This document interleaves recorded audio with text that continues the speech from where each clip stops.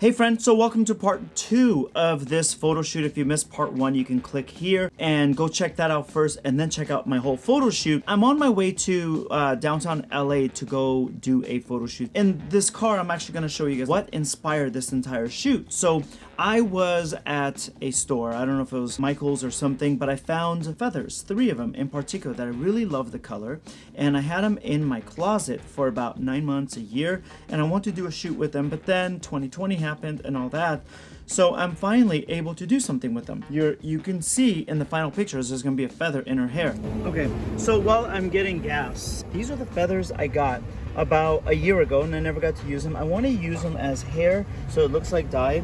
I got my gels, I got my camera. I'm packing so light today, and a second one just for the lens, and I'm also going to use this light and this grid.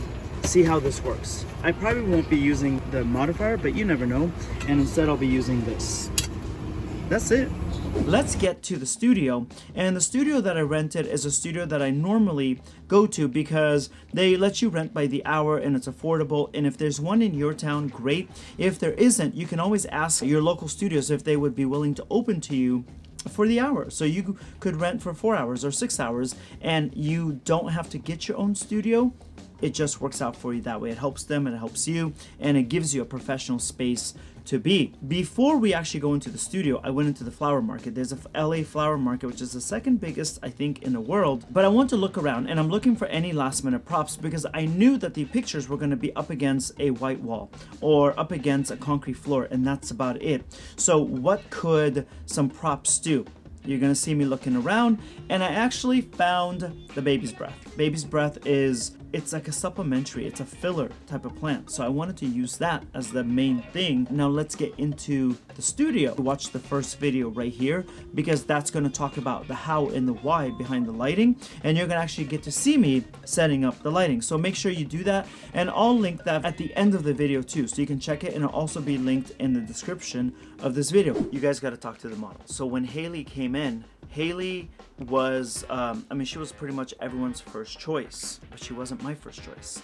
And I let her know this, so this isn't being shady about her. Makeup artist, yes, her. Wardrobe stylist, yes, her. Me, she was in my top 2.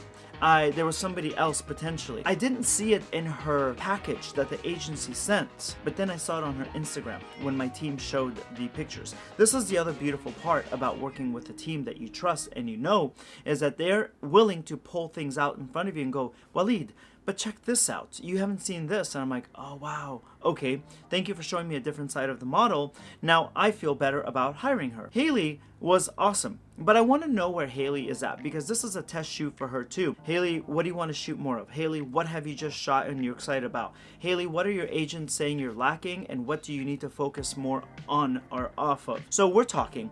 Also, you're going to see me talking to her, showing her the back of the camera and explaining. You're also going to see me literally go up against the wall and pose and do some of the poses that I want her to do. The pose that you do is going to be 5% of what they can do. They're just going to be like bam, pop, like everywhere. Don't be afraid of looking stupid. Don't be afraid of being vulnerable and showing yourself a different way. Go out there. Who cares if people laugh? The only thing you have to worry about is your picture, and they're gonna respect you more for it. Every time I shoot a model, they will always say, you're one of the few photographers that actually show me what to do. Everybody else is like, love it, ooh, I love that. Now, move a little. That's ridiculous. If you have to get on the ground to show them, show them. It's about the betterment of pictures for everybody. And also, that first shot is what takes forever. The reason why is you want to really refine the model's looks. You want to understand how you're working that day. You want to get into the groove of things. So one of the things that you want to do on a test shoot, that's what this is to let your team have a voice. Again, in the other video, I talk about the importance of that. But let your team have a voice. And when you do that, it allows them to be able to put their expertise on it. So you'll see me talking to Regina, the hair and the makeup artist, and she'll tell me what she is thinking about doing with the feathers in the hair or the overall different hairstyle, things like that. That's really important. Let them grab their lane and let them have expertise in it and let them have some word and some say in it. This is not a dictatorship, okay? The same thing goes with the stylist. But you got to remember, ultimately, you're the director of the shot.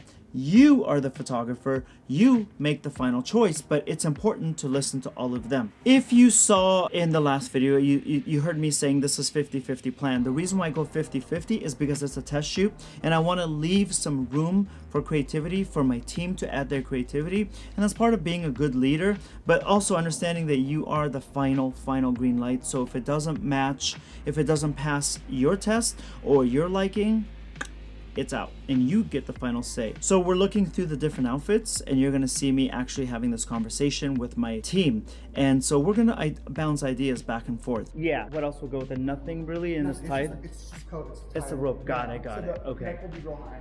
Okay. So we can do a fun color with this. You know, I love that. I have this orange jumpsuit. Pause on that for 1 second. What of the feathers might go with this? Because we got... Can I see the colors of the feathers? Yeah, they're right here. The green, right? Yeah, they're in the same family. Yeah, that's a beautiful pot.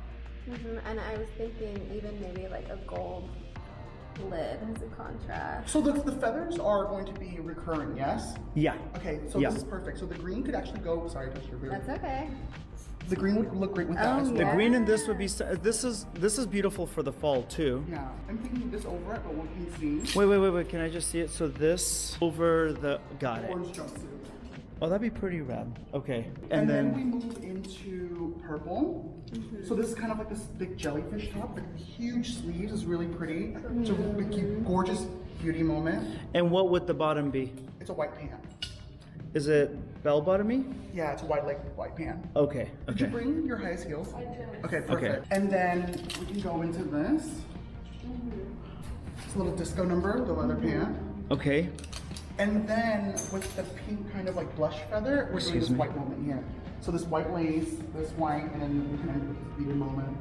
This is one of those things, remember when we did the airplane shoot, I didn't see it on hanger. I don't see this yet, but I think it could be beautiful potentially on. Very regal. And we'll keep talking until we have the right outfit and we'll the right look, and then everybody goes into their respective corners, does what they need to do, and then we meet back together again at, let's say, 10 minutes after or 20 minutes after, and then we'll start shooting. And what will happen is I will generally show the back of the camera to my makeup artist first, and I'll say, Regina, can you just look at the makeup? Look, you're okay with the eyes, you're okay with the hair, you're okay with the blush. A lot of times your makeup artist will say, wait, is something wrong? And you're like, no, I want you to give me the green light. I want you to say, Walid, this is amazing. They feel very empowered on that, and then we move forward. The same thing with the stylist, and the same thing with the hairstylist too, okay?